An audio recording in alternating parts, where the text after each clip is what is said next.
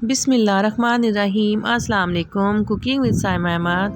آج میں بنا رہی ہوں بھنا ہوا گوشت، بھنا ہوا بیف۔ تو بہت ہی ایزی ریسپی اور جلدی بننے والی، تو آئیے ریسپی سٹارٹ کرتے ہیں۔ سب سے پہلے میں نے بیف لیا ہے ½ کلو، اور ساتھ ہی میں نے اس میں شامل کر دیے ہیں 2 پیاز لارج سائز کے، اور ٹماٹر 2 میڈیم سائز کے، ادرک اور لہسن کا پیسٹ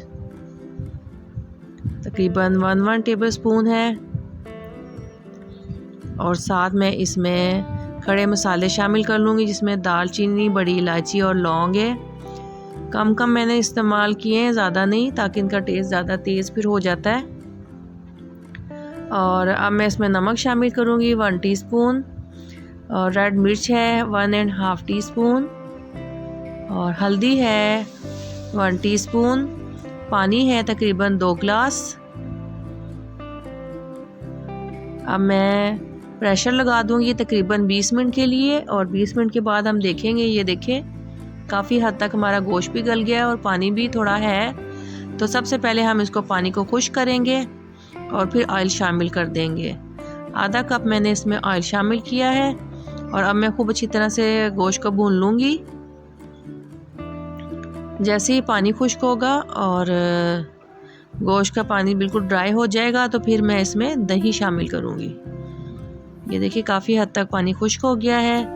اب میں اس میں دہی شامل کر دوں گی، 1 کپ دہی ہے، اور دہی شامل کر کے خوب اچھی طرح سے اس کو پکاؤں گی۔ دہی کا پانی بھی ہم نے اچھی طرح سے خشک کر لینا ہے، 2 سے 4 منٹ لگیں گے، اور یہ ہمارا جو دہی کا پانی ہے یہ بھی خشک ہو جائے گا۔ آپ میڈیم فلیم پہ اس کو خشک کریے گا۔ یہ دیکھیے دہی کا پانی بھی خشک ہو گیا۔ اب میں اس میں مسالے کچھ شامل کروں گی، جس میں زیرہ ہے، سوکھا دھنیا ہے، کالی مرچیں ہیں اور گرم مسالہ ہے۔ ان کو ڈال کے خوب اچھی طرح سے ہم اس کو پکائیں گے، تاکہ سارے مسالوں کی اچھی طرح سے خوشبو اس میں شامل ہو جائے مسالوں کی۔ بس 2 سے 3 منٹ کے لیے ہم اس کو خوب بھون لیں گے۔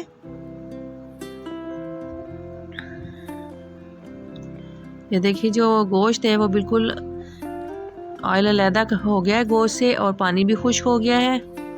اب میں اس میں ہری مرچیں شامل کروں گی، اور ساتھ ہی ہرا دھنیا بھی شامل کر دوں گی۔ بہت اچھی خوشبو آ رہی ہے۔ آپ پلیز ایسے ہی بنائیے گا، بہت ہی مزیدار یہ بنے گی، بھنا ہوا گوشت بنے گا۔